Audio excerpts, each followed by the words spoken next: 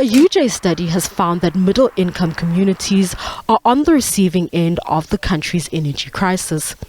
It describes load reduction as a policy that seeks to punish black working-class communities. This is in part due to townships taking the blame for high electricity usage and illegal connections, which are putting pressure on the grid. These communities are often dealt a double blow during the various stages of rolling blackouts. In one of the suburbs, you are probably not going to experience load reduction. But if you live in Soweto, it is possible and likely that some people will not be able to afford to pay.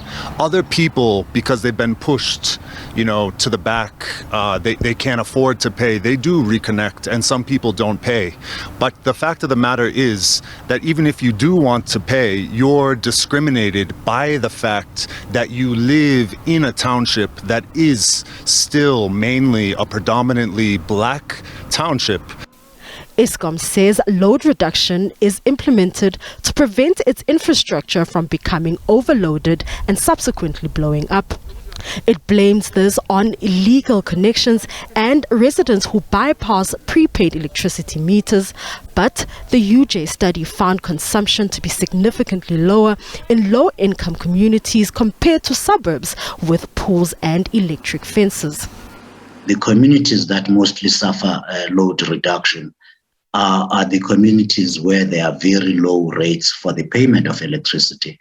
And certainly we have come across instances where the prepaid meters themselves get interfered with and they bypass the meter in order to continue stealing electricity. So it is no foolproof yet, the fact that people have been converted to prepaid.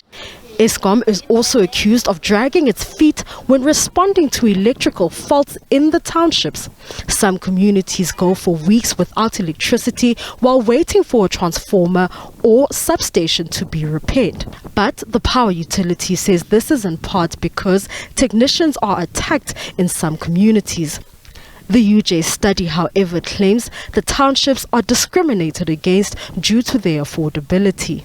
People are paying a greater proportion of their income. So we talk about the prices of electricity not as an absolute, but as something that is relative to one's income. That's how we understand it in the report. So someone who is making 3,000 rands and raising a family and spending 700 on electricity compared to someone living in a suburb, they will be paying a much less significant proportion. The study has also found that a failure to attend to electricity faults timeously causes friction in some communities. Some informal settlement residents are calling for a dedicated transformer in their areas ahead of the winter season. I'm just asking, I'm asking on behalf of the community for a dedicated transformer so the people in informal settlement don't end up fighting with nearby residents. Despite Eskom's load reduction program, its transformers continue to buckle under pressure, leaving residents without electricity for days on end. Balenhle Mthethwa, SABC News, Johannesburg.